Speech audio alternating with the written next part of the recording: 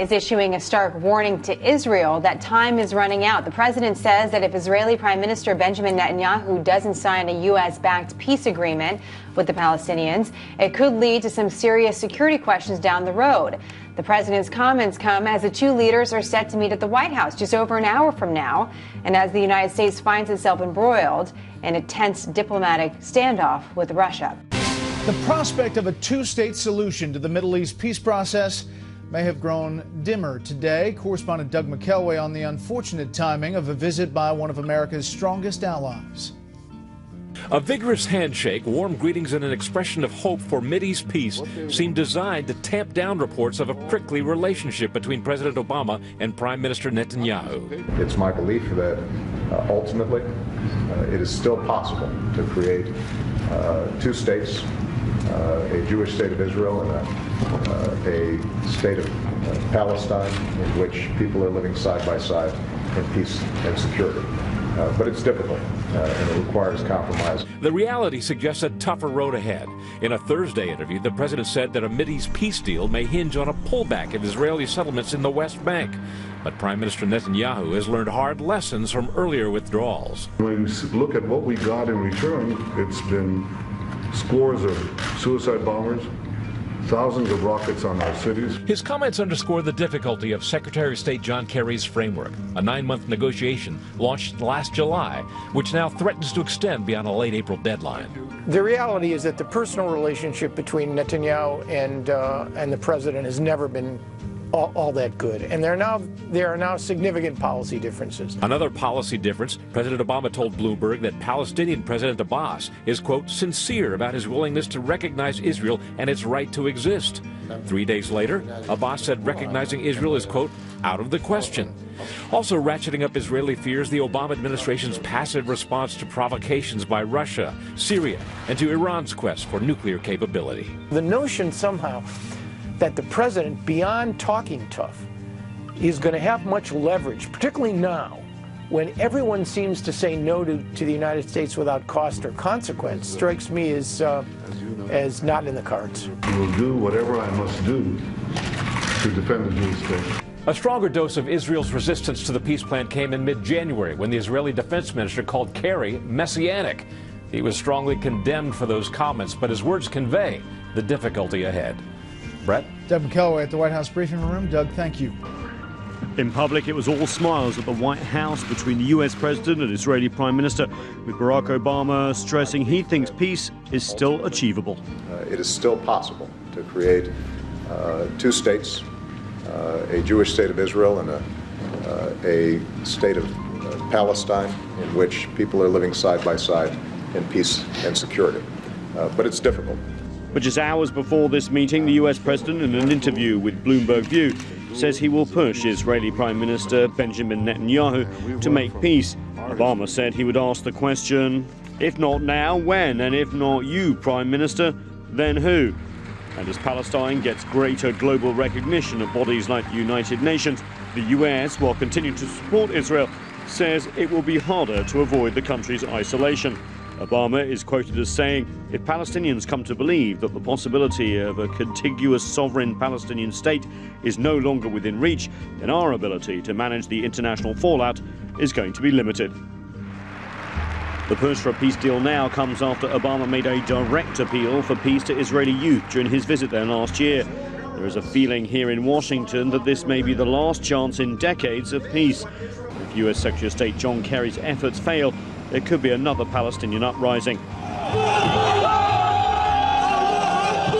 Anger at continued Israeli settlement building on disputed land and a feeling that Israel may be just playing out the clock on talks is heightening tensions. The deadline of April 29th for a framework deal is fast approaching. But Israel's Prime Minister says Israel's security must be guaranteed. The only peace that will endure is a peace that we can defend. And we've learned from our history, Jewish history, but I think from general history, that the best way to guarantee peace is to be strong. As the US pushes Israel on Middle East peace efforts, it is also trying to ease concerns over Iran. Israel is skeptical over US talks with Iran's new president and the interim deal over Tehran's nuclear program, both causing tensions, as well as last year's US decision not to use force against Israel's neighbor, Syria, after a deadly chemical weapons attack. While US President Barack Obama stressed the strong bonds that holds Israel and the United States together, these behind-the-scenes words are the first indications that potentially the US President sees the Israeli Prime Minister as an obstacle to peace in the coming months. Nathan King, CCTV, Washington. More on President Obama's comments to Israeli Prime Minister Benjamin Netanyahu. Let's bring in Middle East expert Matthew Brodsky. He's a former director of policy at the Jewish Policy Center here in Washington, D.C. Welcome back to the show, Matt. Thank you. Do you think now is the right time to get a deal done? And if not now, then when? Okay, let's be clear that the reason that this is happening right now and that Netanyahu is meeting with President Obama at the White House is the AIPAC conference, which is bringing together between 10,000 to 14,000 supporters of a strong American-Israeli alliance. And that's why he's here now, and he's speaking before that organization. So that is for the timing. Otherwise, yes, it does sound a little bit odd that with everything going on in Syria and Iran, and especially Ukraine, that we're having this type of focus on the matter right now. As far as extending the peace talks, sure, though I'm sure will continue, but he's bringing the pressure to bear on Netanyahu in Israel for a wide variety of bizarre reasons that are not realistic, instead of bringing the pressure to bear on the Palestinian president, Mahmoud Abbas, who will not recognize Israel as a Jewish state and still would like to see the return of 4.7 million refugees into Israel, which is basically a non-starter for any negotiations anyways. So the wheels can continue to spin, but that explains what the timing is right now, and there's no reason to get one's hope up in the clouds about this. But I want to get your input on this timing, because he is in town for a conference, but U.S. Secretary of State John Kerry has been going to the Middle East. He's been there a record number of times just in the last year. So this has been something that's been going on and on and on. Why not now you have these two leaders in the same room? Can't they work something out? If the bottom position of the Palestinian Authority was that it would accept an Israeli state that was Jewish next to it, then there would be peace tomorrow. But unfortunately, if the bottom line hasn't changed for the Palestinian Authority since 2008, when they rejected a peace plan brought by Israeli Prime Minister Olmert, if that hasn't changed, then there's not much to discuss. I mean, in a negotiation, there needs to be a sense of compromise. I believe Israel has made that compromise. And if this were just about territory, just about borders, they could have an agreement that would take care of those issues, and it would be roughly 4.6% of territory in the Palestinian Authority that would go to Israel, and Israel would have land swaps, and it would keep really people living in towns in the Palestinian Authority there. It's not a territorial issue, unfortunately. It's about Israel's right to exist, and since that hasn't changed, it's difficult to see how that happens moving forward. We have about 30 seconds left, so time for one last question. Could the words that Obama has said, Israel could find itself isolated internationally, could that happen? And if so, what then?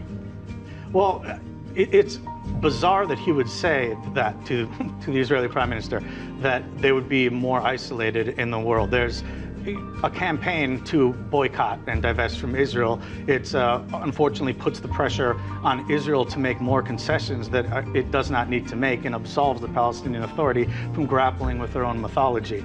And unfortunately, this is going to be counterproductive, and it doesn't make Israel want to make more concessions. When Israel feels that the international community is behind its back and will help it be secure in a peace deal, then they move forward. He's really putting himself out there. All right, Matthew Brodsky, we appreciate your time as always. Thank you so much for your insight.